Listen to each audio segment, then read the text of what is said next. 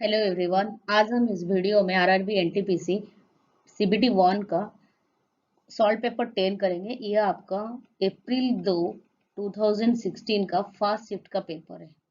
ठीक है, ये सारे क्वेश्चंस 2016 पे आया था मैथ्स का। So let us start. Question number 1, HCF and LCM of two numbers is 7 and 252 respectively. If first number is 28, then find the second number. HCF और एलसीएम का फॉर्मूला क्या होता है? HCF into LCM is what? Product of two numbers, right? Product of two numbers, right? तो HCF कितना दे दिया है यहाँ पर क्वेश्चंस पे? 7 है, डाल दीजिए। इनटू LCM कितना है? 252 equal to how much? Product of two number. एक नंबर दे दिया ऑलरेडी 28, दूसरा आपको फाइंड आउट करना है second number, that is x suppose. ठीक है, तो सेकेंड नंबर फाइंड आउट कीजिए, that is x equal to how much?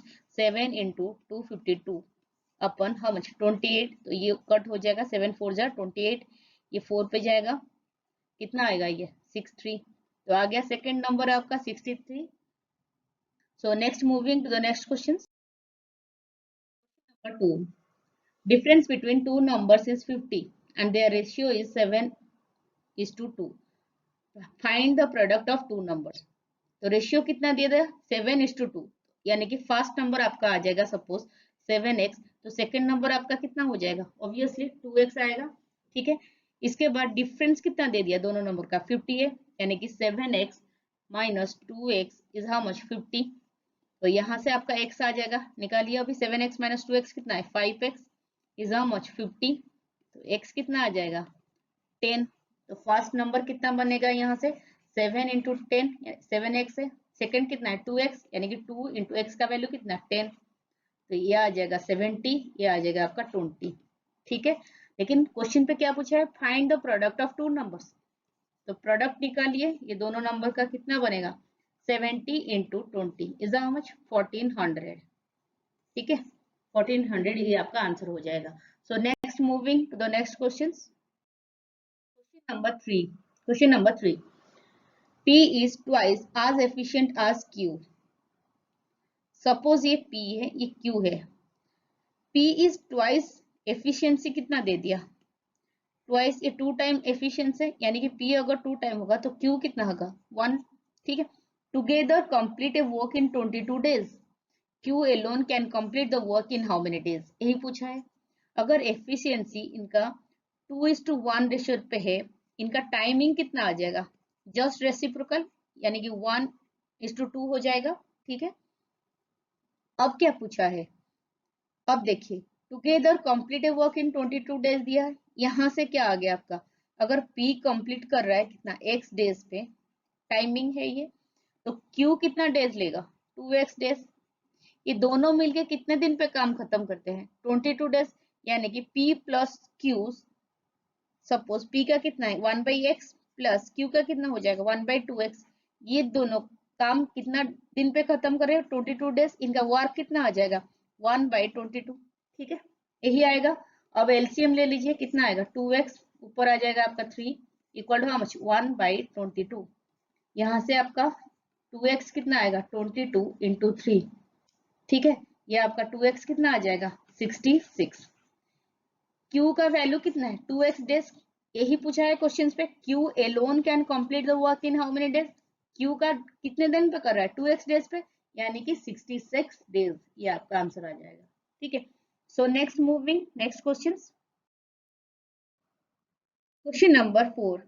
If three numbers are in the ratio of 4:5:7 and their total is 320, then find the total of the smallest and the largest number. यही दिया है। तीनों number क्या क्या बनेगा यहाँ से? एक तो आ जाएगा 4x, दूसरा आएगा 5x, थर्ड नंबर कितना आएगा? 7x, क्योंकि रेशियो दे दिया 4:5:7, राइट। इसके बाद क्या दे दिया? इसका टोटल, देयर टोटल इज 320।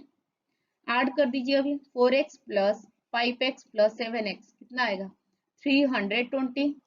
तो यहाँ से 16x हो जाएगा ये, इक्वल टू 320। यहाँ से आपका x आ जाएगा कितना? 20।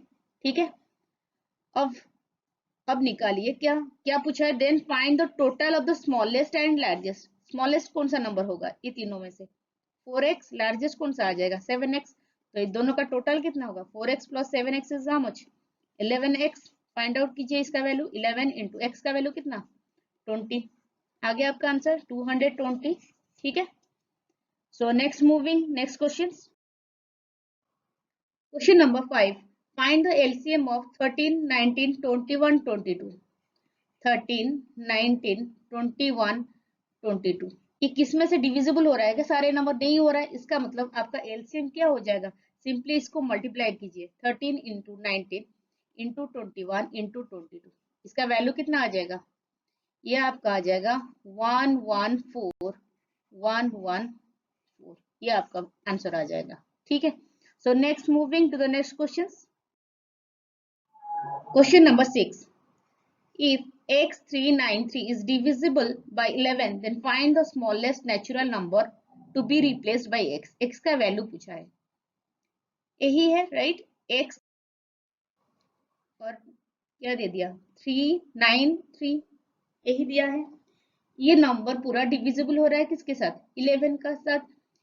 11 का डिविजिबल का फॉर्मूला क्या होता है आपका, difference of sum of even and odd digit.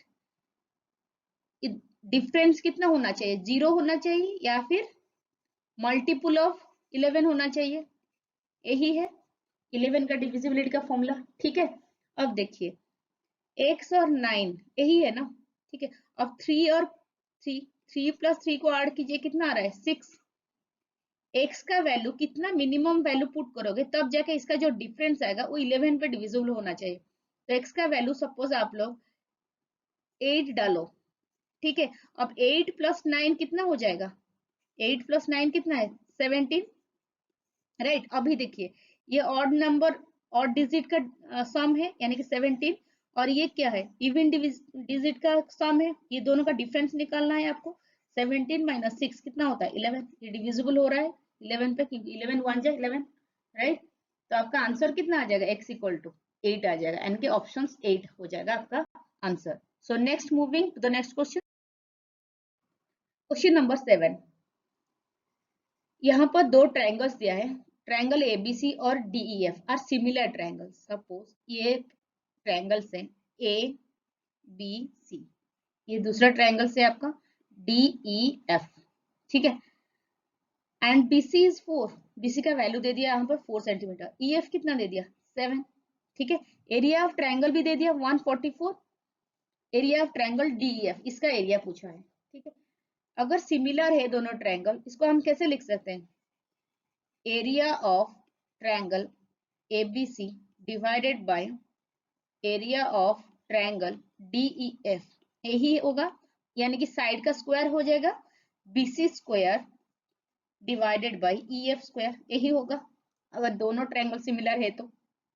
ठीक है, अब BC स्क्वायर का वैल्यू पुट कीजिए कितना है, BC स्क्वायर का BC का वैल्यू कितना है यहाँ पर 4 दे दिया यहाँ पे।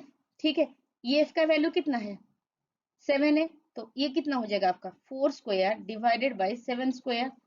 एरिया ऑफ ट्रायंगल कितना दे दिया एबीसी का 144 divided by area of triangle DEF कितना आ जाएगा 16 बाय 49।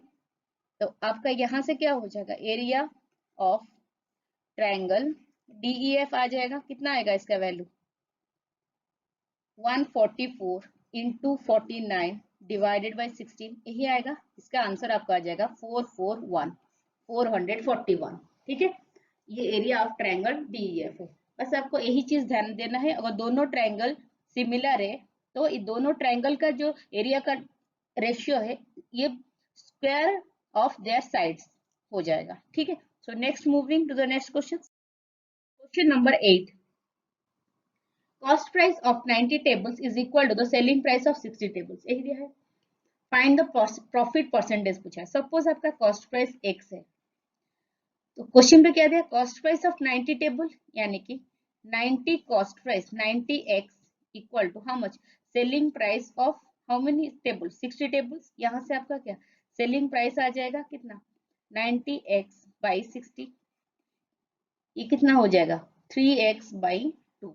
ठीक है, प्रॉफिट परसेंटेज पूछा है यहाँ पर क्वेश्चंस पे, तो क्या आ जाएगा profit percentage selling price minus cost price, selling price कितना है 3x/2 माइनस कॉस्ट प्राइस अपन कॉस्ट प्राइस है इसका फॉर्मूला इंटू 100, राइट। इसको सॉल्व करोगे तो कितना आएगा 1/2 इंटू 100, क्योंकि न्यूमरेटर से x और डिनोमिनेटर x कैंसिल हो जाएगा। फाइनली आपका प्रॉफिट परसेंटेज कितना आएगा यहाँ से 50%। ठीक है, ये आपका आंसर आ गया 50%। So next moving to the next question. Question number 9. P travels with the speed of 50 km per hour in the first hour and with 70 km per hour in the next 2 hours. Find his average speed. Average speeds पूछा है। First hour पे यानी कि 1 our पे ये कितने travel करे, कितने स्पीड्स पे 50 किलोमीटर पर आवर। ठीक है, then 70 kilometre per hour in next 2 hours. 2 hours पे कितना स्पीड पे जा रहा है 70 किलोमीटर पर आवर। तो यहाँ से जो फास्ट आवर का यहाँ से आपका डिस्टेंस आ जाएगा कितना, distance is what speed into time. तो यहाँ से स्पीड कितना है 50 इंटू टाइम कितना है 1 आवर के लिए हम लोग निकालते हैं, ये कितना आ जाएगा डिस्टेंस 50 किलोमीटर आ जाएगा। ठीक है, यहाँ से 2 आवर्स के लिए डिस्टेंस निकालिए 70 speed into time is how much 2 is how much 140 kilometre, ये आपका डिस्टेंस आ जाएगा 2 आवर्स के लिए। अब एवरेज स्पीड निकालिए, एवरेज स्पीड क्या हो जाएगा टोटल डिस्टेंस यानी कि 50 plus 140 divided by speed is what distance upon time. Total time कितना आएगा 1 प्लस 2, ये है आपका आंसर। ये आ जाएगा आपका 190/3 is how much 63.33 kilometre per hour, ये आपका आंसर आ जाएगा। ठीक है, so next moving to the next question. Question number 10. A shopkeeper marks the price of 160 rupees on item. After giving 10% discount, he earns a profit of 20%. Then find the cost price of the item. यही पूछा है। Mark price कितना दे दिया 160, right.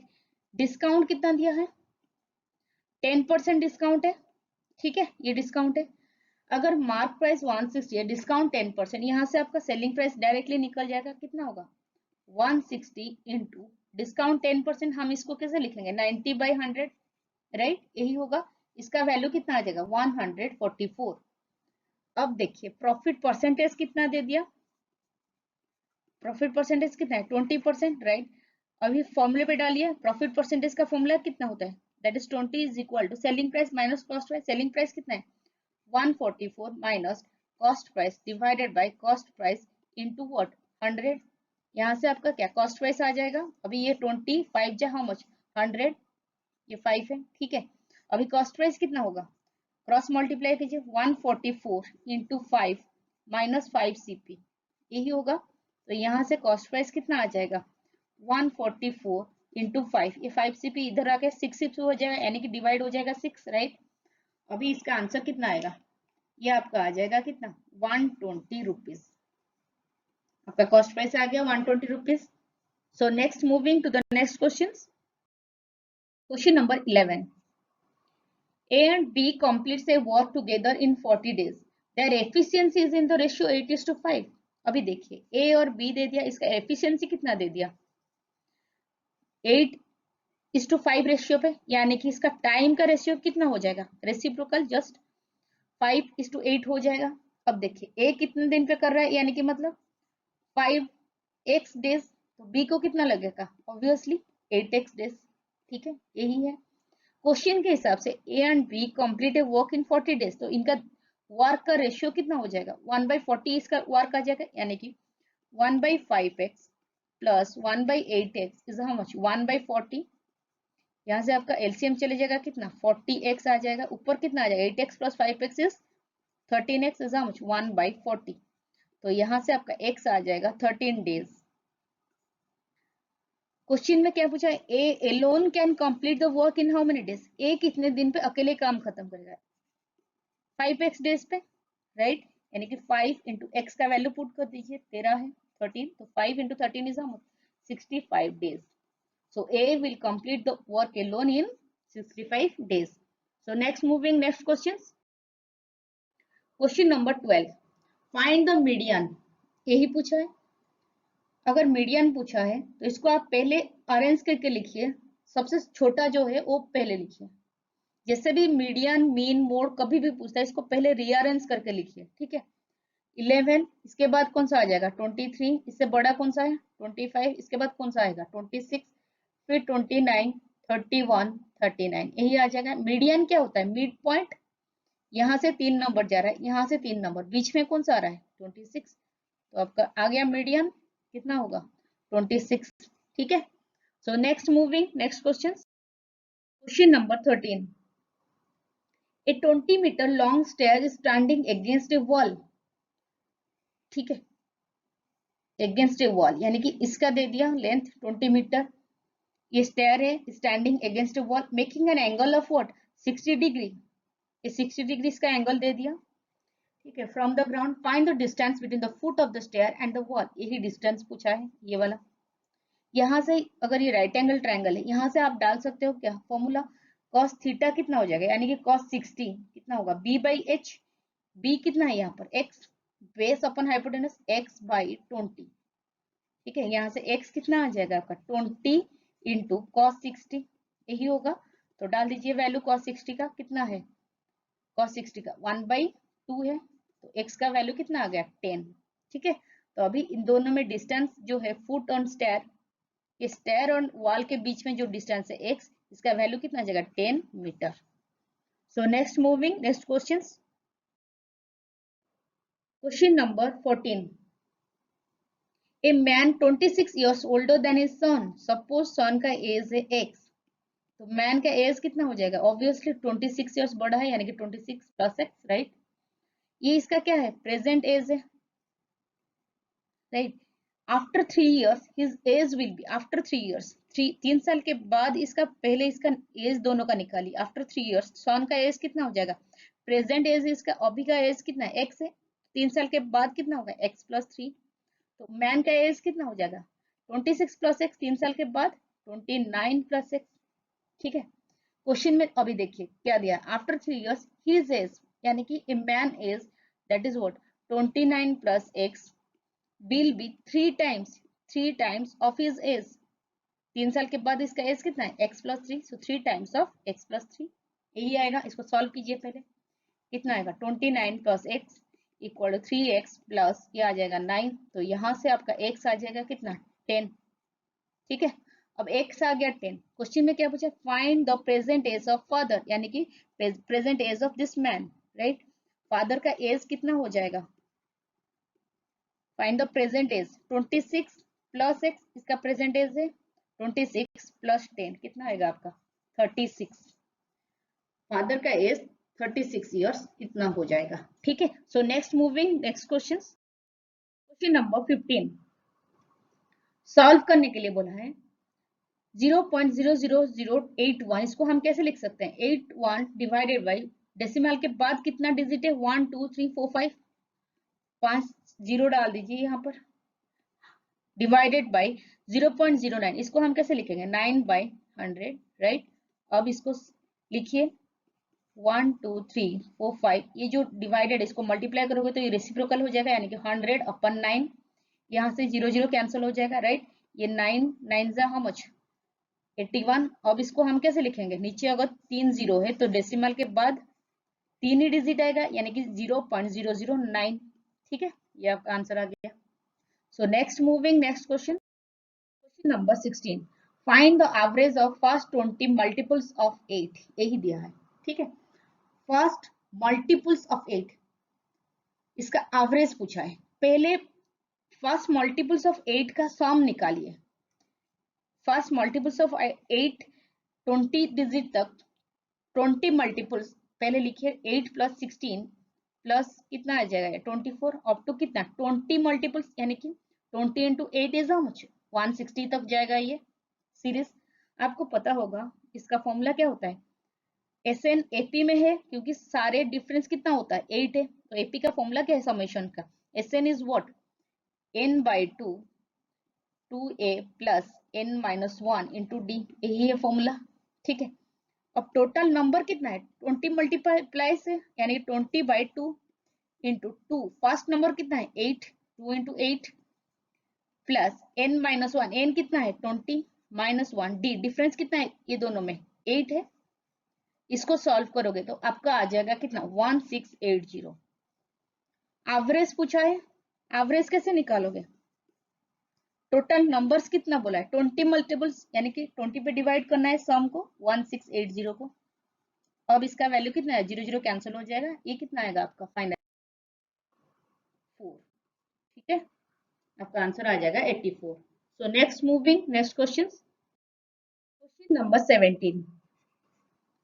Find the mode of mean, mode, median, कुछ भी पूछे questions पे, ये तो पक्का 100% एक क्वेश्चन आ जाता है एनटीपीसी पे। इसको पहले अरेंज करके लिखिए। सबसे छोटा जो नंबर है उसको पहले लिखिए। कौन सा है इसमें? 71 है। इसके बाद कौन सा है? 72, 73 आ जाएगा। इसके बाद ये कितने टाइम्स दे दिया? 1 2 टाइम 73। उसके बाद 74 दो टाइम है। 75 आ जाएगा। इसके बाद कौन सा है? 76, 77। अब देखिए ये पूरा सीरीज पे कौन सा नंबर मैक्सिमम टाइम रिपीट हो रहा है, वही आपका मोड हो जाएगा। ठीक है, कौन सा नंबर है? ऑब्वियसली 75 आ रहा है 3 टाइम्स, बाकी सारे नहीं आ रहे। ये 74 दो टाइम आ रहा है, तो 75 आपका क्या हो जाएगा? मोड है। ठीक है, so next moving to the next question, question number 18। A boat travels against the current from city X to city Y and with the current from city Y to city X. If the speed of the boat in still water is 40 km per hour and speed of current is 10 km per hour, then find the average speed of the boat of the entire journey. पहले इसका formula पहले आपको पता होना चाहिए। Speed of still water कितना होता है आपका? Half of A plus B. कितना दे दिया यहाँ पर? 40 किलोमीटर पर आवर। ये जो ए है ये डाउन स्ट्रीम का स्पीड है, बी आपका है ऑफ स्ट्रीम का स्पीड है। ठीक है, इसके बाद क्या दिया? Speed of current. Speed of current इसका फॉर्मूला क्या है? Half of A minus B. ठीक है, इसका भी वैल्यू दे दिया कितना? 10। तो ये दोनों इक्वेशन से आपका आ जाएगा a प्लस बी का कितना आ जाएगा? यहाँ से फर्स्ट इक्वेशन पे 80, a माइनस बी कितना आ जाएगा? 20। ठीक है, इसको ये दोनों को अगर ऐड करोगे, इक्वेशन 1 अगर इक्वेशन 2 अगर ऐड करोगे तो यहाँ से कितना होगा? Plus B minus B cancel हो जाएगा, तो 2a आपका आ जाएगा 100। ठीक है, ये आ जाएगा 2a 100, यानी कि a आपका कितना आ गया? 50। तो यहाँ से कोई भी इक्वेशन पे डाल दो a का वैल्यू फर्स्ट इक्वेशन पे, तो यहाँ से b आपका कितना आ जाएगा? 80 माइनस 50 इज हाउ मच? 30। तो a का स्पीड आ गया 50। ये है down stream, speed of down stream.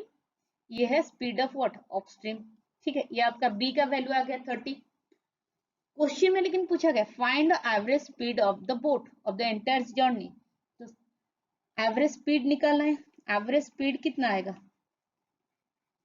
Average speed क्या फॉर्मूला क्या होता है? 2ab by A plus B, यही है। अब डाल दीजिए 2 इंटू 50 इंटू 30 अपन 50 प्लस 30, इसका आ जाएगा आपका आंसर 37.5 किलोमीटर पर आवर। ठीक है, ये आंसर आ जाएगा आपका। सो next moving next question, question number 19। ठीक है, ये सिंप्लीफाई करने के लिए बोला है। ठीक है, इसको देखिए 2/5 प्लस 2/9 यही दिया है, डिवाइडेड बाय 2/5 प्लस 5/9। तो इसमें से पहले एलसीएम ले लीजिए, कितना आएगा? 45। ऊपर कितना आ जाएगा? ये 18 प्लस 10 आ जाएगा, डिवाइडेड बाय यहाँ से भी एलसीएम जाएगा 45। ऊपर कितना आएगा? 18 प्लस 25 यही आएगा, राइट।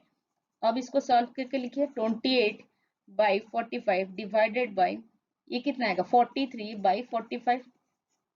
इसको लिखिए 28/45, डिवाइड को मल्टीप्लाई पे करोगे तो ये रेसिप्रोकल हो जाएगा, यानी कि 45/43 हो जाएगा। 45 यहाँ से कैंसिल हो जाएगा, कितना बनेगा आपका? 28/43, ये आपका आंसर आ जाएगा। ठीक है, so next moving to the next question, question number 20। Sum of digits of a two-digit number is 13. If the digits are interchanged, then the new number is 27, less than the original number. Find the new number. यही पूछा है। ठीक है, सम of the digit, suppose आपका number है x और y। ठीक है, ये आपका नंबर है। सम ऑफ द डिजिट यानी कि x प्लस y कितना दे दिया क्वेश्चन के हिसाब से? 13 है। सपोज ये आपका इक्वेशन 1 है, ठीक है। अब देखिए if the digits are interchange, अगर डिजिट को इंटरचेंज करके लिखोगे तो क्या बनेगा, yx यही है, देन द न्यू नंबर कितना है, ये है, ये लेस होगा कितना 27 देन द ओरिजिनल नंबर, इसमें से ओरिजिनल नंबर कौन सा है xy है, इसको हम कैसे लिख सकते हैं 10x प्लस y लिख सकते हैं ना, क्योंकि x में 10th प्लेस पे है x, इसको लिख सकते हैं। ये जो न्यू नंबर है ये 27 लेस है, यानी कि दोनों का डिफरेंस कितना होगा 27 माइनस ऑफ, इसको हम कैसे लिख सकते हैं y x को 10y प्लस x, इसका वैल्यू दे दिया 27 ही कम है, ठीक है। अभी पहले इसको सॉल्व कीजिए, कितना आएगा 10x plus y minus 10y minus x is how much 27, ठीक है। यहां से आपका आ जाएगा 9x माइनस 9y 27, यानी कि x minus y equal to 3, ठीक है। ये आपका आ जाएगा। सपोज ये इक्वेशन 2 है।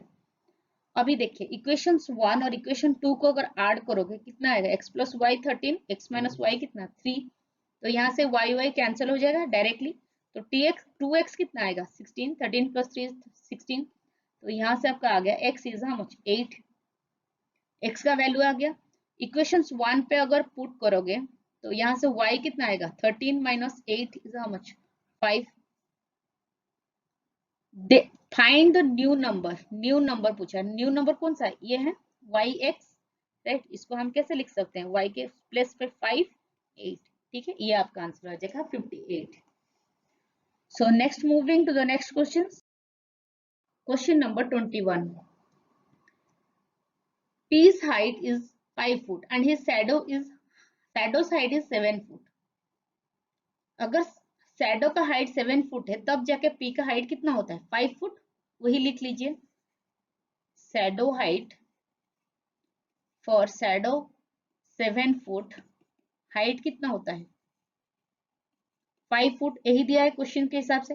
ही measured the shadow of his school building to be 42 feet, find the height of the building, ठीक है। अभी पहले ये जो शैडो का हाइट है, शैडो का 1 फीट के हिसाब से हाइट निकालिए, कितना आएगा 5/7, राइट, यही आएगा।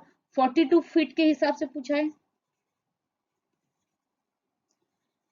शैडो अगर आपका 42 फीट है तो आपका हाइट कितना आ जाएगा बिल्डिंग का 5/7, सिंपली मल्टीप्लाई कीजिए 42, तो ये कॉट हो जाएगा 7 6 जा 42, तो 5 into 6 इज 30 फीट आएगा, ठीक है। So next moving to the next question number 22।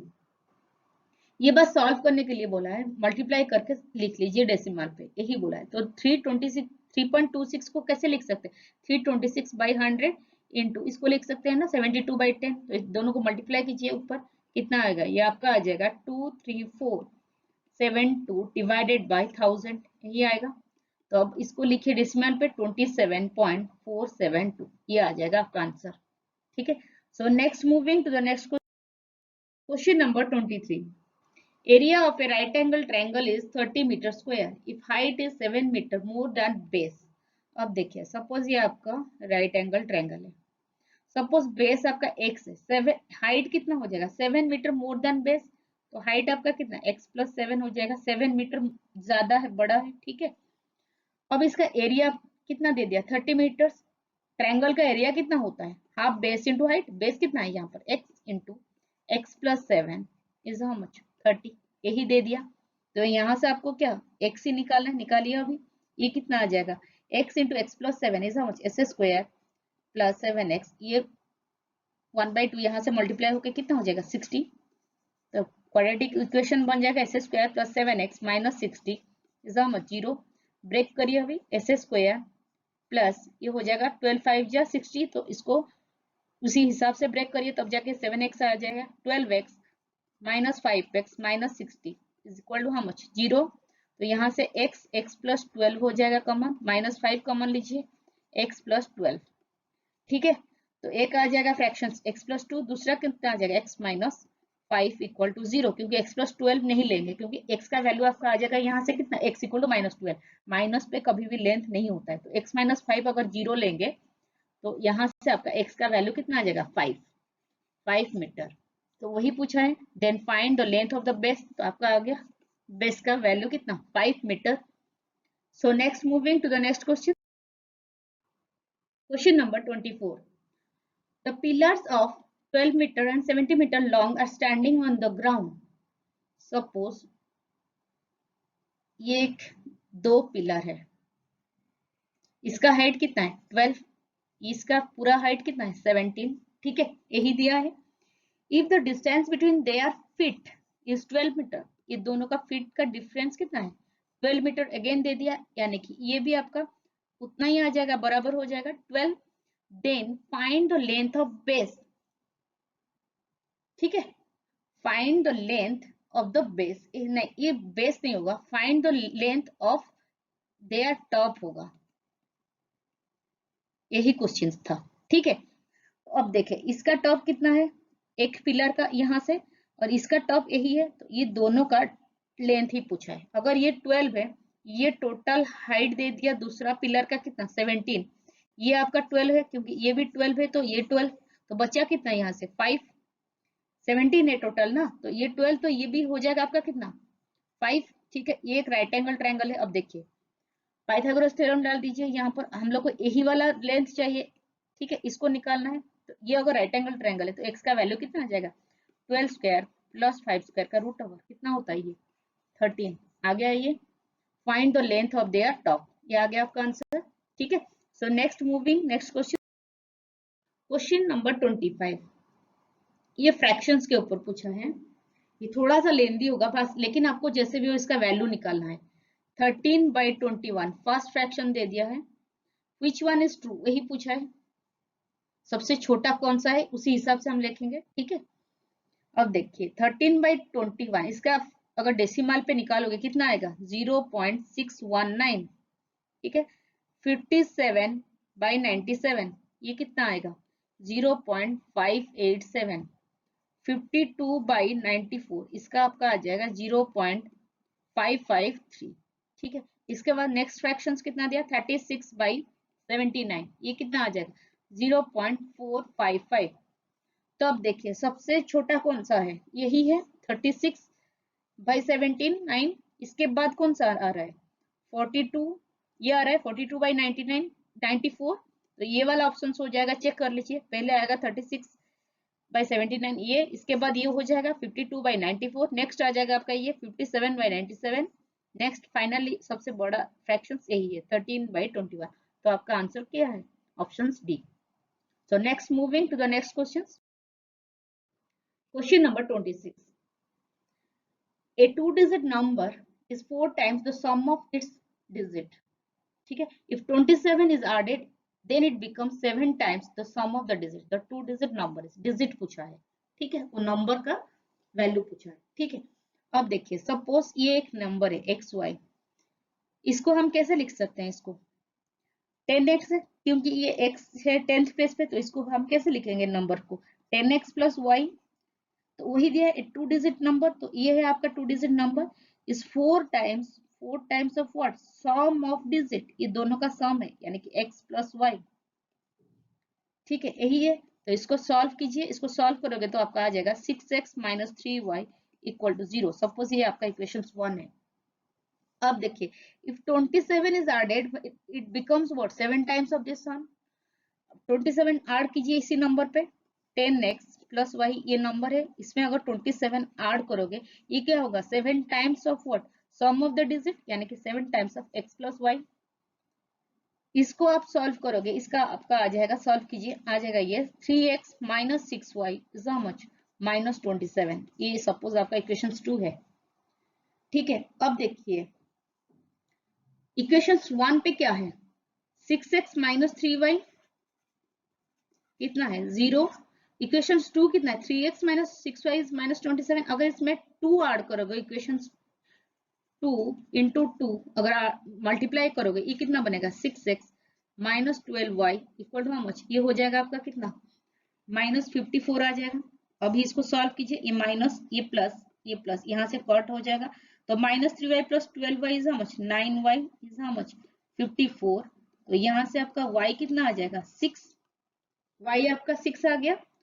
तो अगर y का वैल्यू 6 पुट करोगे कोई भी इक्वेशंस पे, अगर इक्वेशंस 1 पे पुट करोगे तो x का वैल्यू कितना आ जाएगा, 6x इज इक्वल टू कितना हो जाएगा, 3 इंटू 6 इज हाउ मच, 18। ठीक है, 6x हो जाएगा 18, तो आपका x का वैल्यू कितना आ जाएगा 3, y का वैल्यू 6 आ गया, x का वैल्यू 3 है। अब देखिए नंबर क्या है, एक्स वाई है, यही आपका नंबर है, तो नंबर क्या हो जाएगा, x का वैल्यू 3 है, y का कितना है 36, तो ये आपका नंबर आ जाएगा 36। ठीक है, so next moving to the next question. Question number 27, P purchased an item of 1200 rupees and sold it on a profit of 10%। ठीक है, यहां से क्या दिया है देखिए, कॉस्ट प्राइस कितना दे दिया 1200 रुपीज, यहां से इसका प्रॉफिट कितना हो रहा था, प्रॉफिट परसेंटेज 10% हो रहा था। If he sells 1380 then calculate his increase. अगर सेलिंग प्राइस कितना हो रहा है 1380, calculate his increase in profit percentage. तो सेलिंग प्राइस 1380 के हिसाब से आप प्रॉफिट परसेंटेज पहले निकालिए, कितना होगा प्रॉफिट परसेंटेज, सेलिंग प्राइस कितना है 1380 माइनस कॉस्ट प्राइस कितना है 1200 डिवाइडेड बाय 1200 इंटू 100, यहाँ से ये कितना आ जाएगा 180 अपन 1200 इंटू 100, तो यहाँ से 0 0 कैंसिल हो जाएगा, 180 बाई 12 इज हाउ मच 15%।